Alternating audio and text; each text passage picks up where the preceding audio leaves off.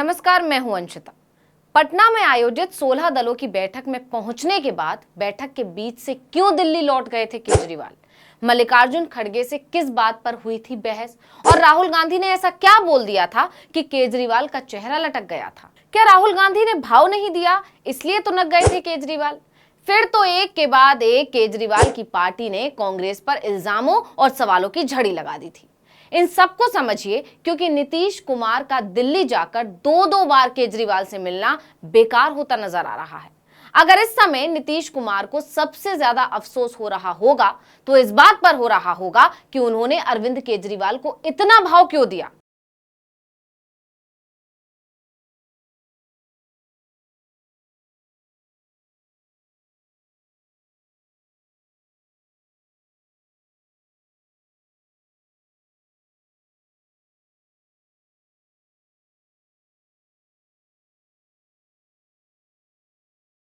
क्योंकि कांग्रेस ने भाव नहीं दिया तो बुरी तरह बिदक गए।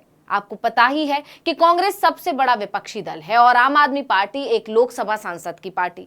अब एक लोकसभा सीट वाली पार्टी सबसे बड़ी विरोधी पार्टी को कह रही है कि हम आपसे बराबरी पर बात करेंगे और अगर आप नहीं कहेंगे तो हम आपके गठबंधन का हिस्सा नहीं बनेंगे। यहीं से एक बार फिर से मुद्दा उछल गया कि अरविंद केजरीवाल दरअसल भाजपा की बी टीम है। अब चलिए जरा इसको ठीक से समझ लिया जाए। तो आपको पता ही है कि नीतीश कुमार विपक्ष को एकजुट करने में दिन रात लगे हुए हैं, लेकिन हर बार कोई नया पेच फंस जाता है। अब ये पेच फंसा दिया आम आदमी पार्टी ने, लेकिन खबर ये नहीं है। खबर तो ये है कि केजरीवाल कांग्रेस का साथ लेने के लिए व्याकुल हुए जा रहे हैं, लेकिन सिर्फ अपने राजनीतिक भविष्य के लिए। उनकी हालत एक क्लास मॉनिटर की तरह हो गई है, जिसका कहा क्लास का सबसे मजबूत बच्चा नहीं मानता तो वो मॉनिटरी छोड़ने की बात करने लगता है। इसीलिए वो पटना में विपक्ष की बैठक में पहुंचे जरूर, लेकिन सिर्फ अपने लिए। विपक्ष की एकता से उन्हें कोई खास मतलब नहीं था।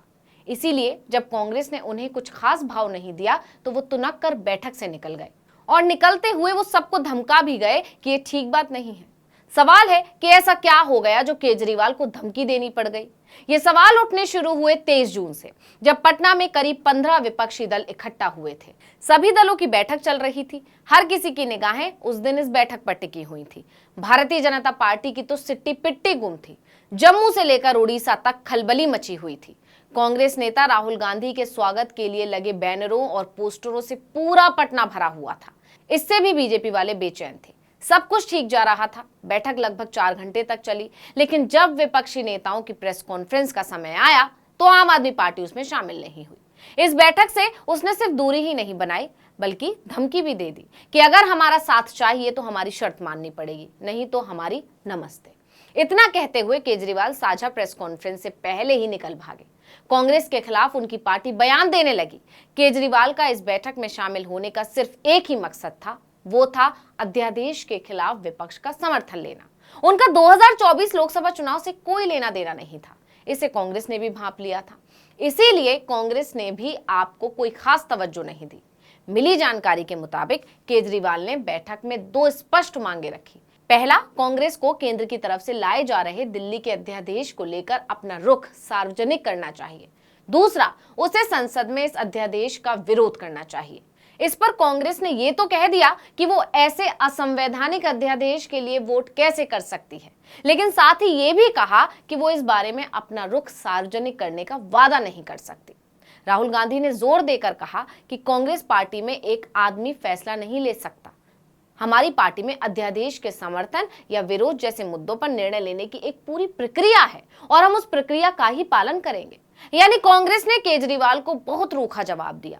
केजरीवाल इस रुखाई को तो बर्दाश्त कर गए, लेकिन तब उन्होंने बहुत बेइज्जती महसूस की जब राहुल गांधी से उन्होंने अलग से मुलाकात की इच्छा जाहिर की और उन्होंने केजरीवाल को मिलने का भी समय नहीं दिया।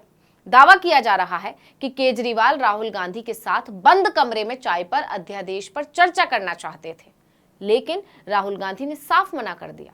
ऐसा इसके पहले दिल्ली में भी हो चुका है। 26 मई को उन्होंने बाकायदा चिट्ठी लिखकर कांग्रेस अध्यक्ष मल्लिकार्जुन खड़गे और राहुल गांधी से मुलाकात का समय मांगा था, आपको याद भी होगा। उन्होंने ट्वीट करते हुए लिखा था, आज सुबह भाजपा सरकार द्वारा पारित अलोकतांत्रिक और असंवैधानिक अध्यादेश के खिलाफ संसद में कांग्रेस का समर्थन मांगने और संघीय ढांचे पर सामान्य हमले और मौजूदा राजनीतिक स्थिति पर चर्चा करने के लिए कांग्रेस अध्यक्ष श्री खड़गे जी और श्री राहुल गांधी जी से मिलने का समय मांगा। लेकिन दोनों ने ही केजरीवाल को समय नहीं दिया था। लेकिन पटना में आपने तो कांग्रेस के साथ अपनी दूरियां कम करने के लिए अपनी मांगे भी कम कर दी। उन्होंने इस बात पर जोर दिया कि कांग्रेस कम से कम दिल्ली अध्यादेश की सार्वजनिक रूप से निंदा तो कर दे, लेकिन उसे तो आप और केजरीवाल के एक एक शब्द याद है। कैसे मौके मौके पर केजरीवाल और उनकी पार्टी ने कांग्रेस की धज्जियां उड़ाई हैं। एक मौके पर तो केजरीवाल ने कांग्रेस को गाली तक कह दिया था। कहा था उनकी पार्टी की तुलना कांग्रेस से करके उनको गाली ना दे। सिर्फ यही नहीं, जिस राज्य में भी चुनाव होते हैं केजरीवाल और उनकी पार्टी कांग्रेस को कमजोर करने के लिए पहुंच जाती है। इसलिए अब क्योंकि कांग्रेस को मौका मिला है तो वो इसका फायदा उठा रही है। शायद यही वजह है कि राहुल गांधी या कांग्रेस अध्यक्ष मल्लिकार्जुन खड़गे ने केजरीवाल की मीटिंग के अनुरोध का कोई सकारात्मक जवाब नहीं दिया। राहुल गांधी ने कहा कि कांग्रेस के अंदर एक प्रक्रिया है जिसका पालन किया जाना चाहिए। किसी बैठक के लिए भी वादा नहीं किया। यही नहीं, पटना में मीटिंग के दौरान कांग्रेस ने यह भी कह दिया कि विपक्ष की मीटिंग के बाद जो संयुक्त बयान दिया जाएगा उसमें दिल्ली अध्यादेश मुद्दे का जिक्र नहीं होना चाहिए। यानी कांग्रेस के रवैये से केजरीवाल और उनकी पार्टी समझ गई कि उनकी दाल यहां गलने वाली तो नहीं है। यही वजह रही कि केजरीवाल और भगवंत मान विपक्षी नेताओं की संयुक्त प्रेस कॉन्फ्रेंस में शामिल नहीं हुए और बैठक होते ही निकल गए। अब कांग्रेस की इस बेरुखी ने संकेत दे दिया कि वो समझ गई है कि केजरीवाल सिर्फ अपना मतलब सीधा करने के लिए इस बैठक में शामिल हुए थे। अब सवाल ये है कि केजरीवाल की धमकी से क्या कांग्रेस को नुकसान हो सकता है या उल्टा केजरीवाल को ही उनकी धमकी भारी पड़ जाएगी।